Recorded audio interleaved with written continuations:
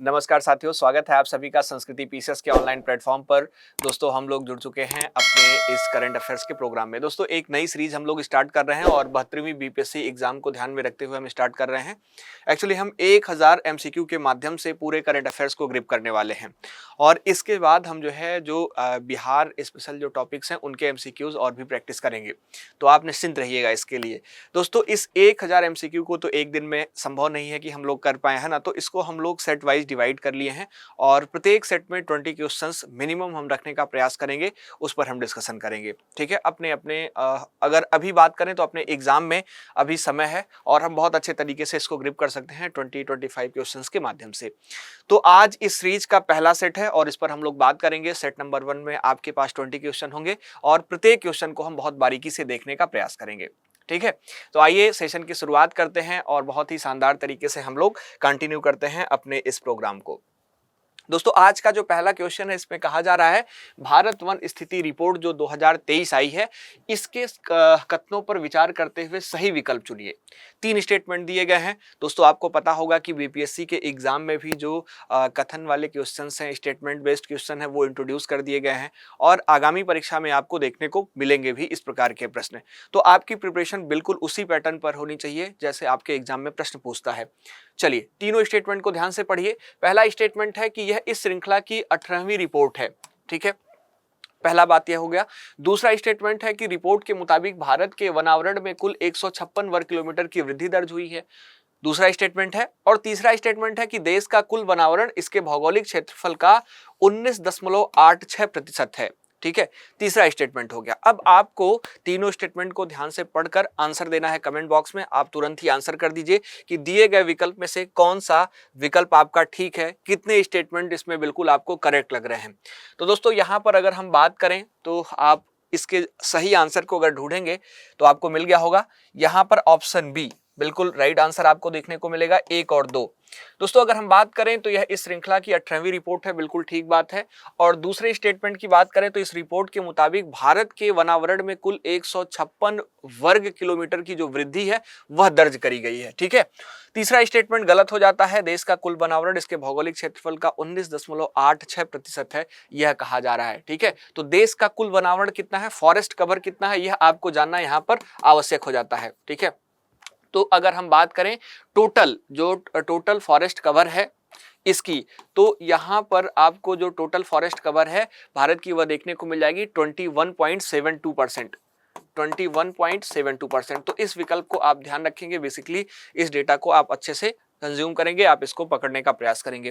दोस्तों भारतीय वन सर्वेक्षण की बात करें, एफएसआई का नाम आपने सुना होगा। ठीक है, और एफएसआई की बात करें तो यही वह संस्था है, यही जो है यह सर्वेक्षण है जो मुख्य रूप से रिपोर्ट जो है जारी करती है और प्रत्येक 2 वर्ष में यह रिपोर्ट जारी करती है। तो यहाँ पर आप ध्यान रखिएगा 2 वर्ष में जो है एक बार रिपोर्ट जारी किया जाता है।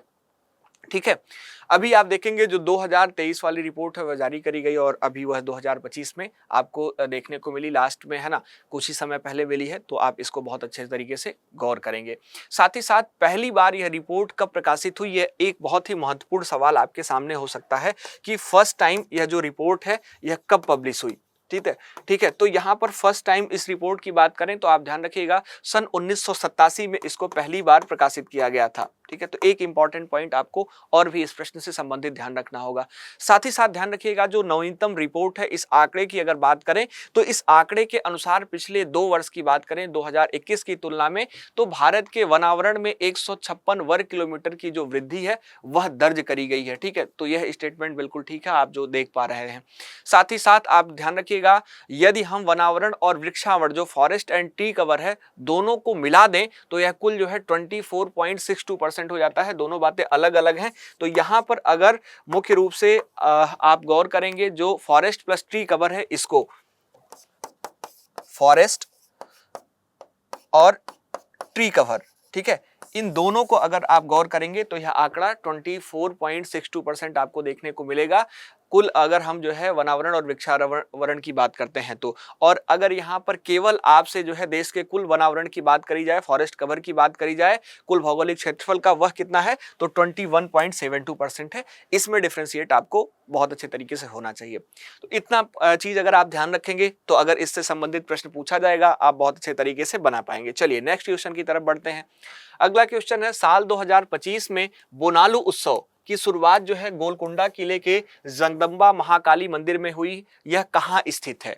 ठीक है, बहुत ही अच्छा क्वेश्चन है, इस पर भी आप जो है ध्यान देंगे।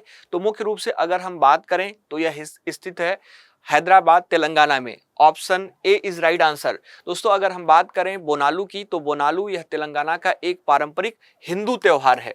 ठीक है, एक प्रकार का जो हिंदू त्योहार है यह आपको देखने को मिलता है, यह आप गौर करिएगा। ठीक है, जो आप देखेंगे तो मुख्य रूप से जो हमारी देवी हैं हमारे यहाँ बहुत प्रचलित है, महाकाली जी का नाम आप लोग जानते होंगे, तो यह महाकाली को समर्पित है।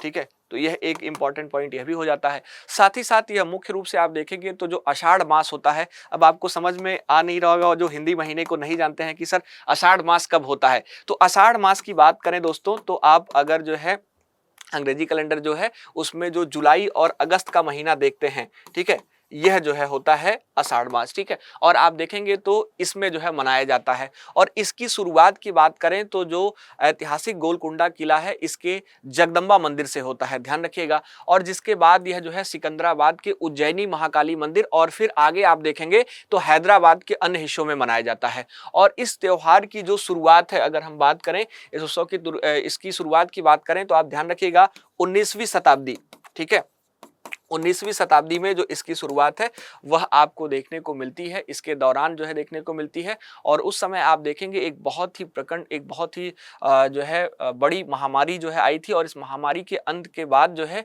एक आभार प्रकट करने के लिए जो है इस प्रकार के त्योहार की शुरू हुई थी।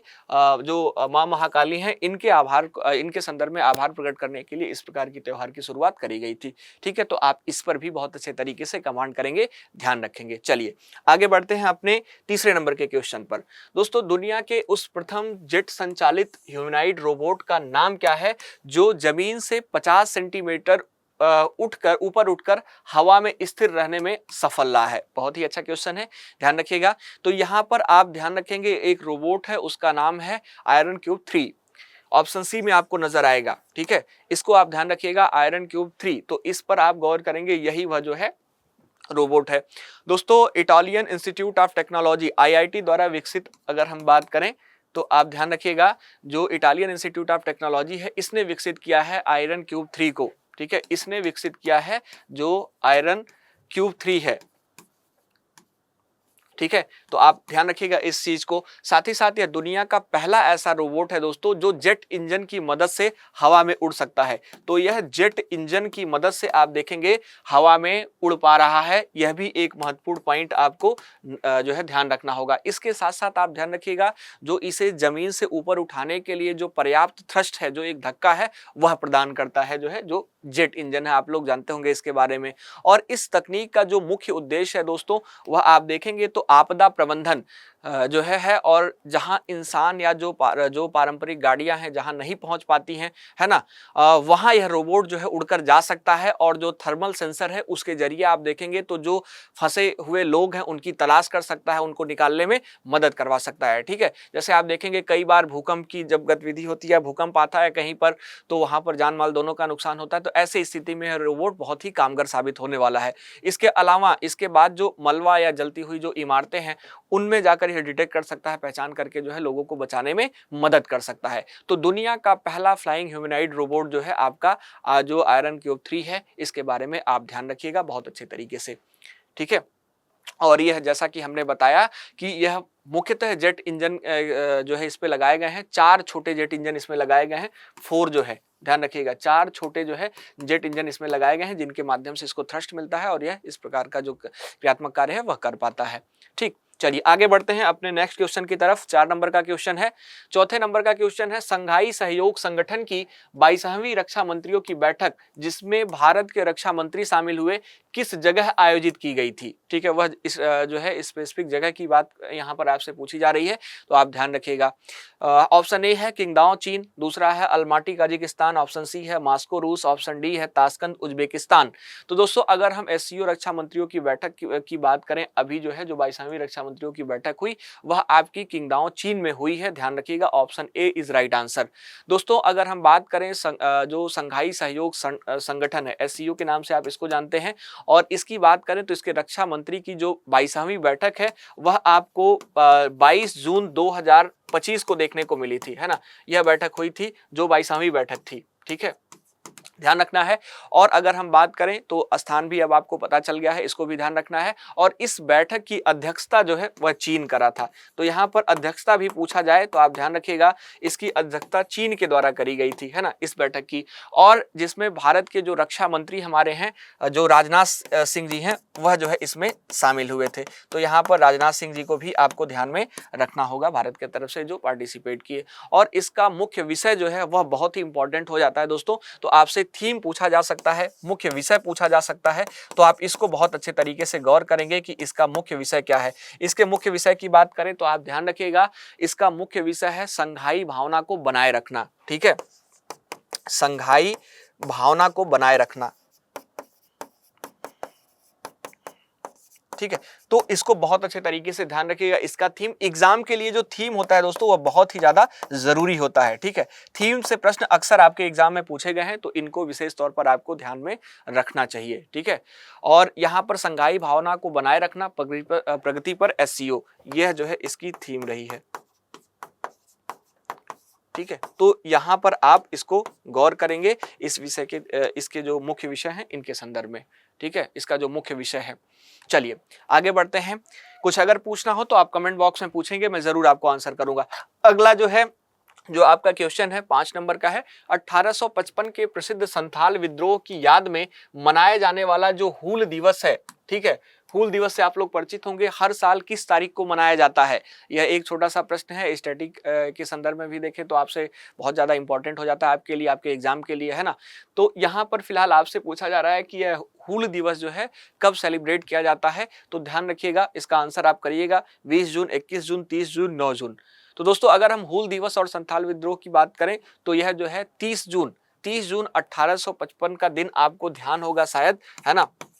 1855 का जिस समय आप देखेंगे सिद्धू, कानू, चांद और भैरव के नेतृत्व में जो वर्तमान झारखंड है, इसके साहिबगंज जिले में जो भोगनाडीह है, इसमें मुख्य रूप से आप देखेंगे तो ब्रिटिश सत्ता के खिलाफ एक विशाल जो जन क्रांति है, इसकी शुरुआत हुई थी, जिसे संथाल विद्रोह के नाम से भी जाना जाता है। तो आप जानते होंगे संथाल विद्रोह के संदर्भ में, संथाल विद्रोह, है ना। और इसके साथ साथ यहाँ पर जो इसमें बहुत महत्वपूर्ण भूमिका में रहने वाले लोग हैं, जैसे हमने यहाँ पर बात करी सिद्धू की, है ना, सिद्धू की बात करी, इसके अलावा हमने बात करी जो है कान्हू की, इनसे भी प्रश्न आपसे पूछा जा सकता है। ठीक है, इनसे भी, इसके अलावा बात करी हमने चांद की और भैरव की, तो मुख्य रूप से इनको भी आप ध्यान रखिएगा, यह सभी जो है इसमें शामिल रहे हैं। इनके नेतृत्व में देखेंगे तो वर्तमान जो झारखंड है, वर्तमान झारखंड का जो साहिबगंज है, ठीक है, साहिबगंज, ठीक है, इस जगह को भी ध्यान रखेंगे। तो मुख्य रूप से साहिबगंज जिले के भोगनाडीह जिले में भोगनाडीह डिस्ट्रिक्ट को ध्यान रखेंगे। इस डिस्ट्रिक्ट में आप गौर करेंगे तो ब्रिटिश सत्ता के खिलाफ एक विशाल जन क्रांति की शुरुआत करी गई, और आगे चलकर इसको आप संथाल विद्रोह के नाम से जो है जानते हैं, इतिहास में इसको पढ़ते हैं। दोस्तों इस विद्रोह की बात करें तो यह विद्रोह आप देखेंगे 1857 की क्रांति से पहले जो है आपको देखने को मिलता है। जैसा कि हमने डेट बताया 1855, तो यह जो है 1857 की क्रांति इसके बाद हुई है, इससे पहले यह विद्रोह आपको देखने को मिला था। और अगर हम बात करें तो इसलिए इसे भारत का पहला जन आंदोलन भी माना जाता है। और कहा जाता है कि इससे पहले 1857 से पहले जो पृष्ठभूमि है इस प्रकार के आंदोलन की वह कहीं ना कहीं तैयार हो रही थी। तो इसके बारे में भी आपको गौर करना होगा, बहुत अच्छे तरीके से ध्यान में रखना होगा। चलिए आगे बढ़ते हैं हम लोग अपने नेक्स्ट क्वेश्चन की तरफ और अगले जो है क्वेश्चन पर चलते हैं, जो कि आपका 6 नंबर का क्वेश्चन है, उस पर भी ध्यान दीजिएगा। नई दिल्ली स्थित राष्ट्रीय जन सहयोग एवं बाल विकास संस्थान का आधिकारिक नाम बदलकर अब क्या कर दिया गया है? यह एक प्रश्न है। जो NIPCCD है इसका नया नाम जो सावित्रीबाई फुले संस्थान है दोस्तों, इसके संदर्भ में आप ध्यान रखिएगा। इसका अभी जो नाम है यह जो है जो सावित्रीबाई फुले संस्थान है, यह जो है नया नाम आपको देखने को मिलेगा। और अगर हम बात करें तो ए ऑप्शन इसमें ठीक हो जाएगा। सावित्रीबाई फुले राष्ट्रीय महिला एवं बाल विकास संस्थान, इसका नाम कर दिया गया है NIPCCD।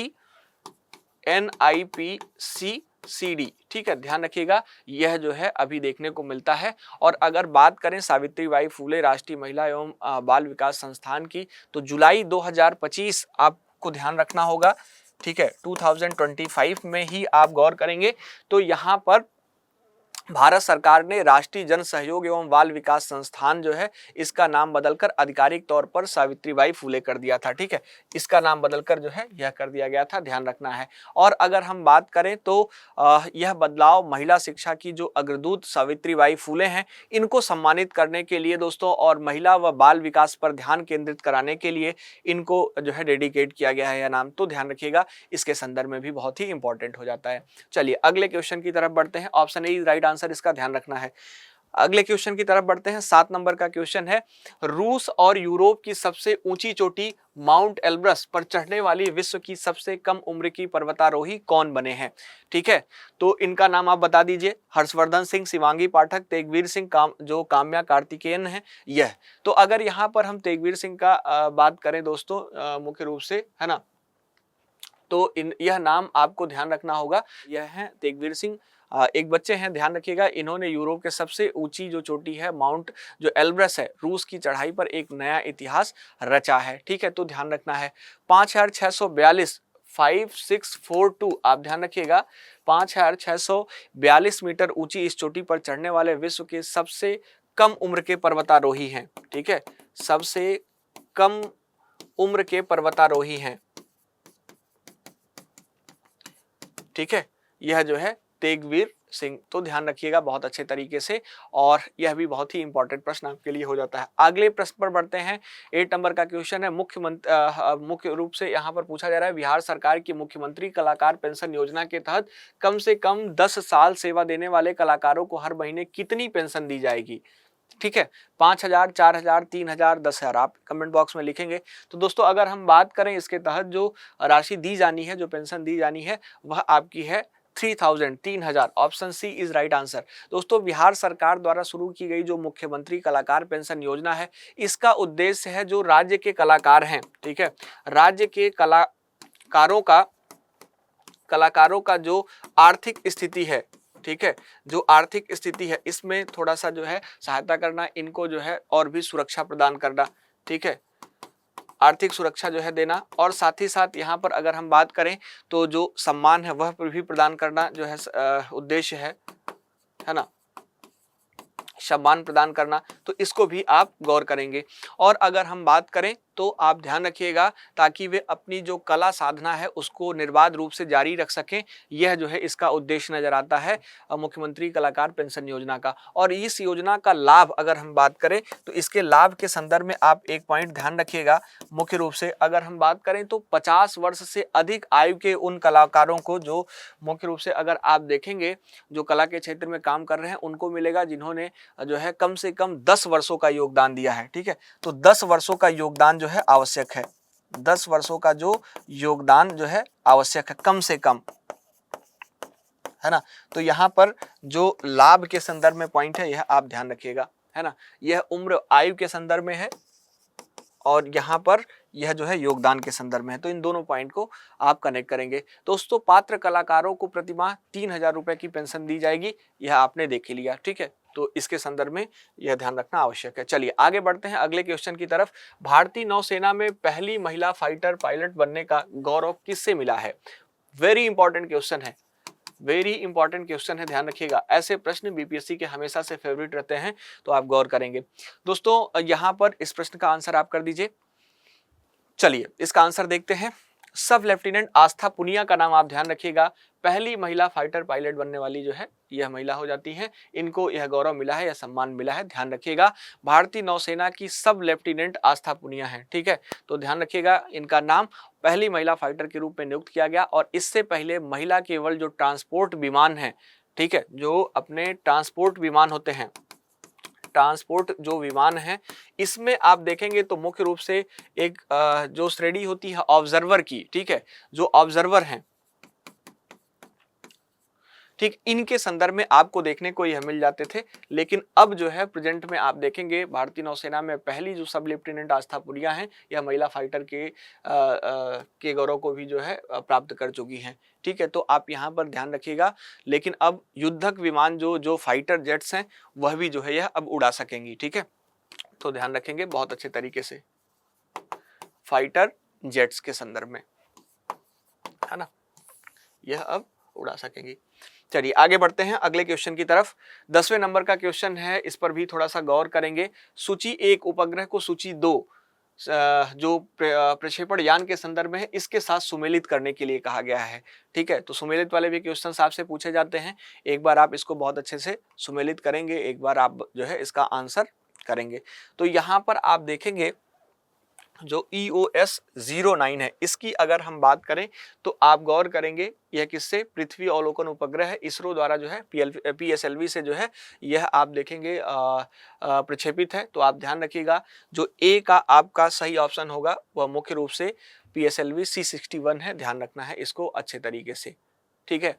तो यहाँ पर आप ध्यान रखिएगा, पहले का जो ए का जो है एक आंसर, ए का 1 से मिलान आप करेंगे, बिल्कुल ठीक है। इसके अलावा अगर हम बात करें बी का, जो CMS 03 है, यह आप देखेंगे तो LVM-3 M5 से ही जो है सुमेलित है। इसके अलावा जो मुख्य रूप से अगर हम बात करें सी की, जो स्पेयरडेक्स मिशन है, इसकी बात करें तो PSLV C60 से जो है, और ESA जो प्रोबा 3 है, इसकी बात करें तो PSLV C59 से जो है आपको देखने को मिल जाता है। यानी कि जैसे इसको सजाया गया है वैसे ही बिल्कुल यह ठीक है ना। तो आप ध्यान रखिएगा दोस्तों। अगर हम बात करें EOS 09 PSLV C61 के संदर्भ में, तो आप यहाँ ध्यान यह बात रख सकते हैं कि पृथ्वी अवलोकन उपग्रह है और इसरो द्वारा PSLV से जो है प्रक्षेपित है, ठीक है। इसरो द्वारा PSLV से जो है यह आप देखेंगे तो प्रक्षेपित है, पृथ्वी अवलोकन उपग्रह है, यह अवलोकन उपग्रह, ठीक है। इसके बाद दूसरे नंबर की हम बात कर लें तो आप ध्यान रखिएगा, जो CMS 03 LVM जो 3M5 है, इसकी अगर हम बात करें, जो यह मिलान आप देख रहे हैं, तो यह कम्युनिकेशन सैटेलाइट है और भारी प्रक्षेपण यान जो LVM-3 है, इसका उपयोग करके जो है इसको प्रक्षेपित किया गया। तो यह कम्युनिकेशन सैटेलाइट है, तो आप इसके संदर्भ में भी ध्यान रखेंगे, क्योंकि मे भी हो सकता है इस प्रकार से आपको पूछ लिया जाए कि यह किसके संदर्भ में है।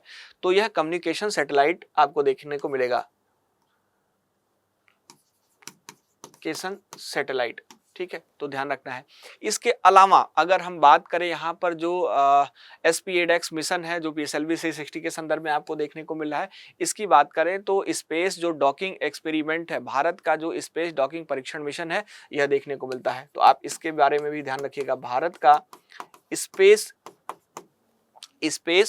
जो डॉकिंग परीक्षण है,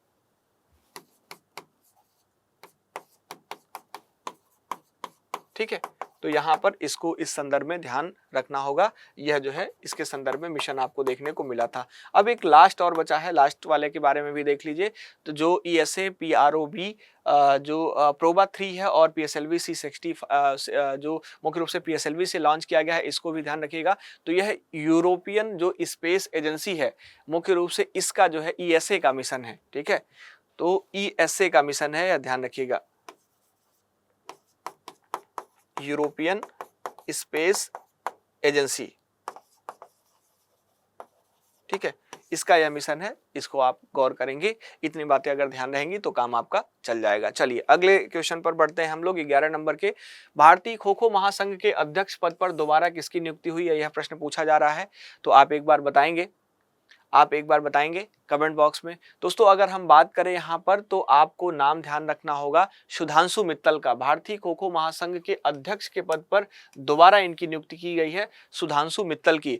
2 जुलाई 2025 को दोस्तों नई दिल्ली में आयोजित जो भारतीय खो खो महासंघ है उसके वार्षिक आम बैठक में सर्वसम्मति से फिर से इनको अध्यक्ष पद के लिए चुन लिया गया है। दोस्तों अब इनका जो कार्यकाल है वह 2025 से लेकर 2029 तक रहेगा। यह एक इंपॉर्टेंट पॉइंट हो जाता है, तो आप ध्यान रखिएगा इनका अब जो कार्यकाल है ना, वह कितना होगा 2025 से लेकर 2029 तक। एक महत्वपूर्ण सवाल यह आपके लिए बन सकता है आगे, तो आप इसको ध्यान रखेंगे। चलिए आगे बढ़ते हैं नेक्स्ट क्वेश्चन की तरफ।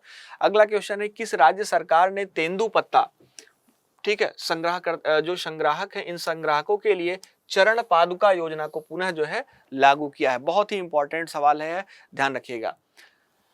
तेंदुपत्ता जो संग्राहक हैं जो उनको चुनते हैं, उनको इकट्ठा करते हैं, जो उनका कलेक्शंस करते हैं, दोस्तों इनकी बात करें तो मुख्य रूप से इनके लिए जो है एक चरण पादुका योजना है, इसको पुनः लागू किया है कौन से राज्य ने। तो यहाँ पर आप देखेंगे उड़ीसा, आंध्र प्रदेश, छत्तीसगढ़, तेलंगाना देखने को मिलेगा। तो आप गौर करिएगा, option C is right answer. Chhattisgarh जो है वह राज्य है जिन्होंने इस योजना को पुनः जो है आप देखेंगे तो शुरू कर दिया है। तेंदुपत्ता कलेक्शन है दोस्तों, इसको जंगलों में काम करते समय कांटों, कंकड़ों और सांप बिच्छू से सुरक्षा प्रदान करने के लिए यह योजना फिर से शुरू की गई है और इसके तहत उन्हें मुफ्त में अच्छी गुणवत्ता के जूते और चप्पल दिए जाएंगे। ठीक है, तो आप ध्यान रखिएगा यहाँ पर अगर चरण पादुका योजना के संदर्भ में हम गौर करें तो आप ध्यान रखेंगे बहुत अच्छे तरीके से कि इसके तहत मुफ्त में, इसके लिए कोई भी कॉस्ट नहीं होगी, बिल्कुल एकदम मुफ्त होगा। और मुफ्त में जो लोग जो है यह चुनते हैं पत्ते, इनको कलेक्ट करते हैं, उनको अच्छी गुणवत्ता के जो जूते हैं, जो शूज हैं वह दिए जाएंगे। उनको जो है मुख्य रूप से जो चप्पल है, जो शूज नहीं पहनते हैं उनको चप्पल प्रदान किए जाएंगे। ठीक है, तो आप बहुत अच्छे तरीके से गौर करेंगे इस योजना के बारे में, कौन सी गवर्नमेंट फिर से इसको शुरू करी है, लागू करी है, और साथ ही साथ इस योजना का उद्देश्य क्या है, किस प्रकार के लोगों को इस प्रकार की सहायता देना है। ठीक है, चलिए आगे बढ़ते हैं 13 नंबर के क्वेश्चन पर। अगला क्वेश्चन है अफगानिस्तान की तालिबान सरकार को आधिकारिक तौर पर मान्यता देने वाला दुनिया का पहला देश कौन बन गया है। ठीक है, बहुत ही इंपॉर्टेंट सवाल है। तो यहाँ पर ऑप्शन आपको नजर आएगा चीन, जापान, यूनाइटेड किंगडम और रूस। तो दोस्तों अगर हम बात करें इसके सही आंसर की तो रूस वह पहला देश बन गया है, ध्यान रखिएगा। रशिया, रूस की बात करें तो अफगानिस्तान की तालिबान सरकार को आधिकारिक रूप से मान्यता देने वाला पहला देश बना। और अगर हम बात करें तो जुलाई 2025, ठीक है, जो जुलाई 2025 है, इसमें अगर आप गौर करेंगे तो रूस ने तालिबान द्वारा नियुक्त जो राजदूत हैं इनके परिचय पत्र को स्वीकार करके यह जो औपचारिक मान्यता है वह दे दी थी। और यह निर्णय 2021 में जो काबुल पर तालिबान के नियंत्रण के लगभग 4 साल बाद लिया गया है, इस वजह से और भी इंपॉर्टेंट यह हो जाता है, तो ध्यान रखना है इसको बहुत अच्छे तरीके से। ठीक है, चलिए आगे बढ़ते हैं अगले अपने क्वेश्चन की तरफ। हुरून रिसर्च इंस्टीट्यूट के ग्लोबल यूनिकॉर्न इंडेक्स 2025 में भारत तीसरे स्थान पर है, इससे पहले पायदान पर कौन सा देश है। बेहद इंपॉर्टेंट क्वेश्चन है, ध्यान रखिएगा। ठीक है, तो ग्लोबल जो यूनिकॉर्न इंडेक्स 2025 है, इसके संदर्भ में प्रश्न पूछा गया है कि भारत तीसरे स्थान पर है दोस्तों, इससे पहले पायदान पर कौन है। तो ध्यान रखिएगा यहाँ पर संयुक्त राज्य अमेरिका आपको देखने को मिलेगा, option C is right answer. आप देखेंगे तो यूनिकॉर्न दोस्तों उन निजी स्टार्टअप्स को कहते हैं जिनका वैल्यू $1 बिलियन से अधिक होता है। यह बहुत अच्छे तरीके से पहले तो यूनिकॉर्न के बारे में ध्यान रखिएगा, इस शब्द के बारे में ध्यान रखिएगा, है ना। और अगर हम बात करें तो 2025 के सूचकांक के अनुसार अमेरिका दुनिया में सबसे अधिक जो यूनिकॉर्न है इनके साथ शीर्ष पर है। फर्स्ट नंबर पर आपको जो है संयुक्त राज्य अमेरिका ही देखने को मिलेगा। ठीक है, सबसे अधिक यूनिकॉर्न के साथ शीर्ष पर है। इसके बाद जो है दूसरे नंबर पर चीन का स्थान है। ठीक है, दूसरे नंबर पर, सेकंड नंबर पर जो चाइना है उसका स्थान है। ठीक है, चाइना का स्थान है।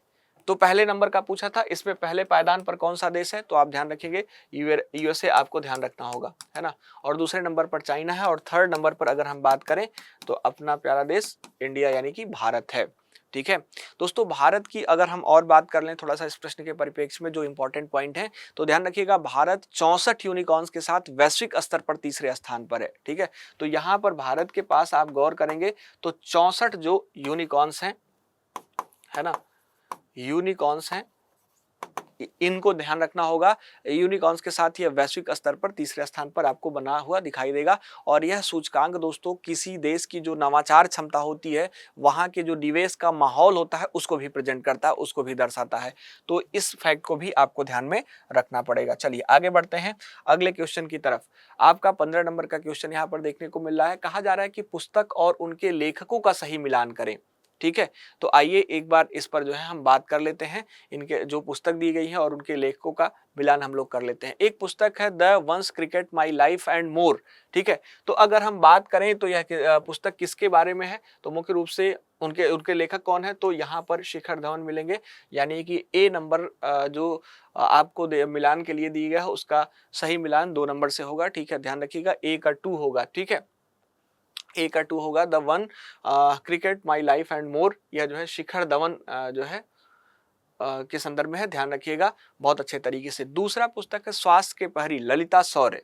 ठीक है, अब अच्छा एक बार आप ध्यान रखेंगे ना, अगर आपको एलिमिनेशन मेथड पता है दोस्तों, तो आप अगर पहले ही ऑप्शन को, इस क्वेश्चन को ध्यान से देखिए, अगर आप पहले ही जो है ए नंबर के स्टेटमेंट को, एक नंबर के जो है पॉइंटर को आप सही मिलान कर रहे हैं, तो आपको तुरंत आंसर दिख जाएगा, आगे मिलाने की आवश्यकता ही नहीं है। आप गौर करेंगे ऑप्शन पर, ए का 1 नहीं होगा, ए का 4 नहीं होगा। ठीक है, ए का 2 यह है, बिल्कुल ठीक बात है। ए का 3 कहीं नहीं है, तो आप देखेंगे 2 आपको बस पता है, तो मुख्य रूप से आप इसको एलिमिनेट कर देंगे, आगे चेक करने की आवश्यकता नहीं है। आगे आप ध्यान रखिएगा, जो यहाँ पर अब थोड़ा सा एक बार आप पढ़ तो जरूर लीजिएगा। ठीक है, इनका सीक्वेंसेस है ना, लेकिन इस प्रकार से आप इसको निकाल भी सकते हैं। ओके, तो आप गौर करेंगे यहाँ पर जो the one cricket my life and more है, इसको यह शिखर धवन के संदर्भ में है। यहाँ पर बात करें बी की स्वास्थ्य के प्रहरी, तो यह ललित शौर्य है, इनके संदर्भ में आपको देखने को मिलेगा। फिर जो confession of a Shakespeare addict है तीसरा का, इसकी सी की बात करें तो यह वी.एस. जो रवि हैं इनके द्वारा जो है संदर्भ में, इनके संदर्भ में जो है आप ध्यान रखेंगे उनके लेखक यह हैं। और 10 पैसे का जो पोस्ट कार्ड है डी, इसकी बात करें तो यह जो है S.N. अहमद की जो है द्वारा लिखी गई है, ध्यान रखना है बहुत अच्छे तरीके से। तो आप गौर कर लीजिएगा, इस प्रकार से आप ऐसे प्रश्न को सॉल्व कर सकते हैं। अगला प्रश्न है 16 नंबर का कि किस राज्य सरकार द्वारा मुख्यमंत्री सेहत योजना, बहुत ही इंपॉर्टेंट है, इस योजना का संचालन किया जा रहा है। पंजाब सरकार के द्वारा, बिहार के द्वारा, हिमाचल प्रदेश, हरियाणा के द्वारा।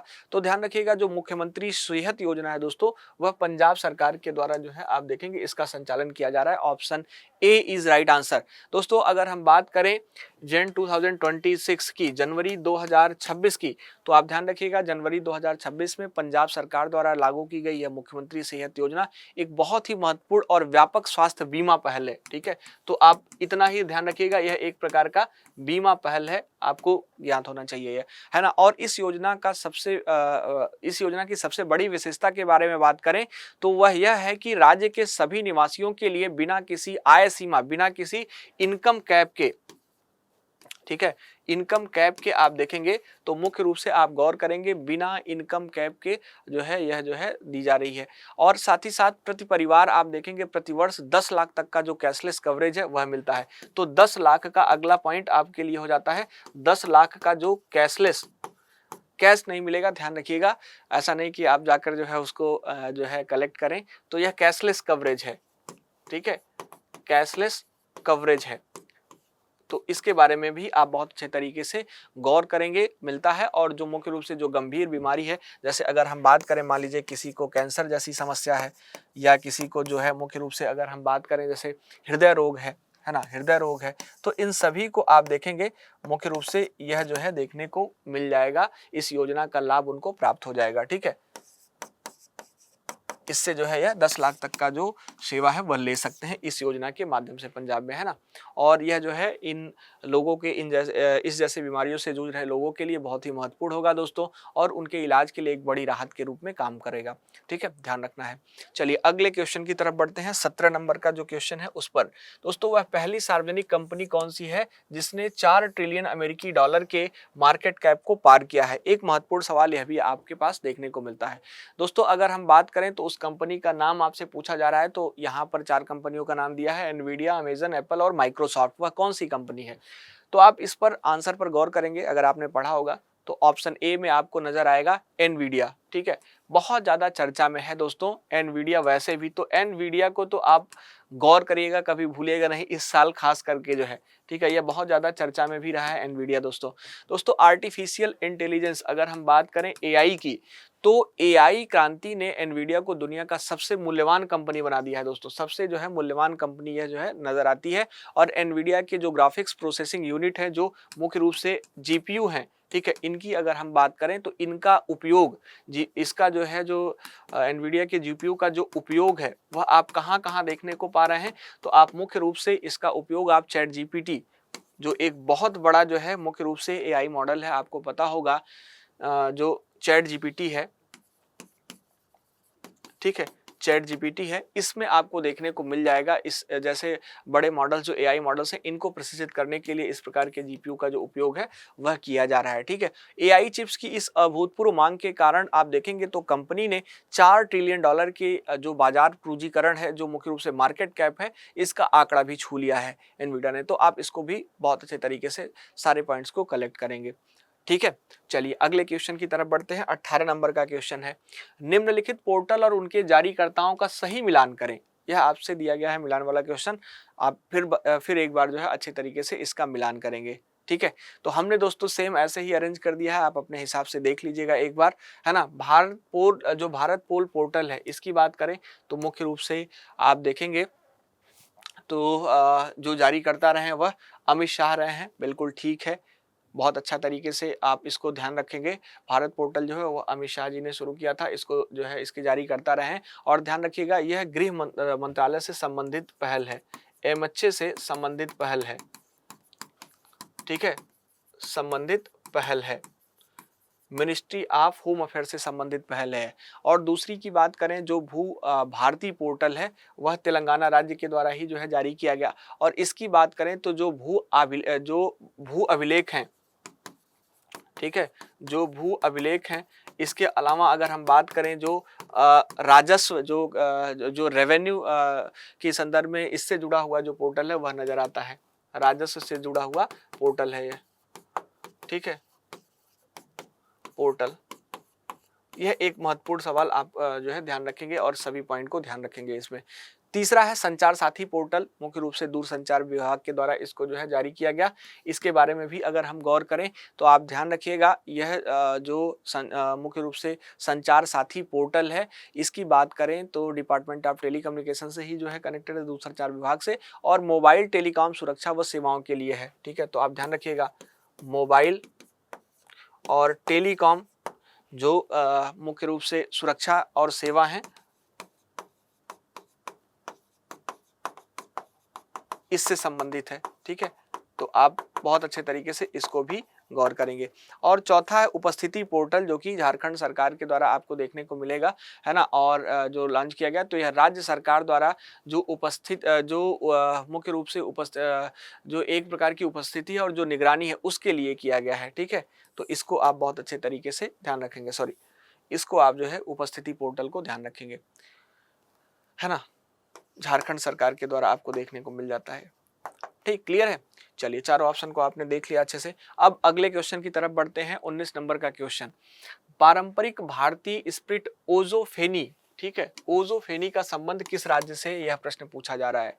केरल से, कर्नाटक से, गोवा से, हिमाचल प्रदेश से। तो ध्यान रखिएगा फेनी की अगर हम बात करें दोस्तों यहाँ पर, है ना, फेनी की बात करें तो आप एक बहुत ही महत्वपूर्ण चीज ध्यान रखिएगा, यह जो है आप गौर करेंगे तो गोवा का एक पारंपरिक पेय है। ठीक है, गोवा का, अगर आप लोग गए होंगे गोवा, जो लोग वह लोग जानते भी होंगे कभी, है ना, यह गोवा का मुख्य रूप से आप देखेंगे एक बहुत ही प्रमुख पारंपरिक पेय है, पेय पदार्थ है। ठीक है, ध्यान रखना है। और अगर हम बात करें इसमें जो है जो काजू के सेब या नारियल के रस को मुख्य रूप से किण्वित जो फर्मेंट है उसको करके बनाया जाता है। ठीक है, तो यहाँ पर काजू, सेब और नारियल को क्या किया जाता है, इन तीनों को आप देखेंगे तो फर्मेंट किया जाता है, और फर्मेंट करके जो है इसको तैयार किया जाता है, ठीक है। और हाल ही में ओजोफेनी को इसके विशिष्ट स्वाद और पारंपरिक जो विधि है इसकी बनाने की, किण्वन करके दोस्तों फर्मेंट करके बनाने की जो विधि है, इसके कारण इसको जीआई टैग भी प्रदान किया गया है। तो फेनी को जो है जीआई टैग भी मिल चुका है। यह भी एक महत्वपूर्ण सवाल जो है आपसे पूछा जा सकता है, यह भी आप ध्यान रखिएगा, है ना। जीआई टैग प्राप्त है, बहुत ही महत्वपूर्ण जो है, यह भी आपके लिए एक पॉइंट हो सकता है इंपॉर्टेंट। चलिए लास्ट क्वेश्चन की तरफ बढ़ते हैं। इस सेशन का अगला जो आपका लास्ट क्वेश्चन है 20 नंबर का, जून जुलाई 2025 में आयोजित अभ्यास शक्ति, ध्यान रखिएगा, अभ्यास शक्ति के 8वें संस्करण में भारत के साथ किस देश ने पार्टिसिपेट किया, भाग लिया। दोस्तों देखिए, जो एक्सरसाइज है उनसे प्रश्न तो पूछता ही पूछता है, तो आप ध्यान रखिएगा जितने भी महत्वपूर्ण एक्सरसाइज हैं, जैसे अभी सिम्बैक्स अभी हुआ, सिम्बैक्स 2 आप बताएंगे किस देश के साथ आयोजित हुआ, अभी हाल ही में हुआ है 2-3 दिन पहले, एक बार कमेंट बॉक्स में आप उसको भी बताएंगे। यहाँ फिलहाल अपने इस क्वेश्चन का अभी आंसर आप कर दीजिए, ठीक है। तो अभ्यास शक्ति के बारे में अपने को बात करना है, और अगर हम बात करें तो पूछा जा रहा है कि इस संस्करण में भारत के साथ किस देश ने भाग लिया, तो आप ध्यान रखिएगा भारत के साथ इसमें जो है फ्रांस ने भाग लिया, फ्रांस ने जो है पार्टिसिपेट किया, भाग लिया। अभ्यास शक्ति भारत और फ्रांस की जो थल सेना है दोस्तों, ध्यान रखिएगा, यहाँ पर मुख्य रूप से भारत और फ्रांस की जो थल सेना है इसके बीच एक संयुक्त सैन्य अभ्यास है, ध्यान रखिएगा, और एक द्विपक्षीय सैन्य अभ्यास है। आप गौर करेंगे यह जून जुलाई 2025 में इसका 8वां संस्करण आयोजित किया गया है, ठीक है। तो यहाँ पर जून जुलाई मंथ में आप देखेंगे इसका जो 8वां संस्करण है यह आपको देखने को मिला है, ठीक है। 8वां जो संस्करण है यह आप देखने को पाते हैं, आयोजित किया गया। और इस अभ्यास का जो मुख्य केंद्र है, ठीक है, इस अभ्यास का जो मुख्य केंद्र है इसको भी आपको ध्यान रखना चाहिए, ठीक है, इसको भी आप गौर करना चाहिए। इसका मुख्य केंद्र है आतंकवाद विरोधी अभियान, ठीक है, आतंकवाद विरोधी अभियान, ठीक है, यह आपको नजर आ जाएगा।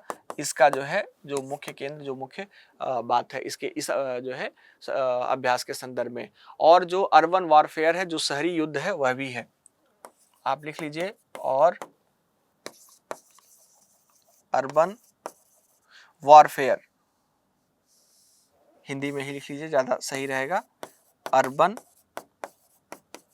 वॉरफेयर, ठीक है। तो बहुत अच्छे तरीके से आप इसको ध्यान रखिएगा, इसका मतलब हुआ शहरी युद्ध,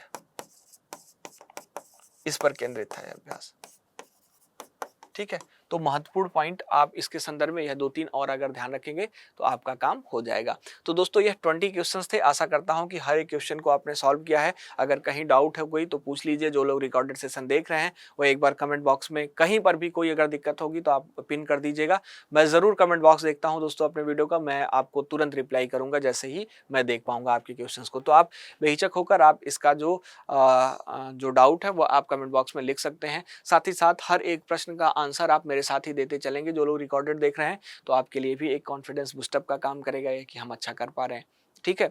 ये मत सोचिएगा कि हमारा गलत हो जा रहा है, आप जरूर पिन कर दीजिएगा, बाद में आप उसका आंसर करेक्ट करेंगे, बहुत अच्छे तरीके से देखेंगे। लेकिन जो फर्स्ट आई है वो फर्स्ट आई ही होते समय ही आपको जो है आंसर कर देना है यहाँ पर कमेंट बॉक्स में, ठीक है।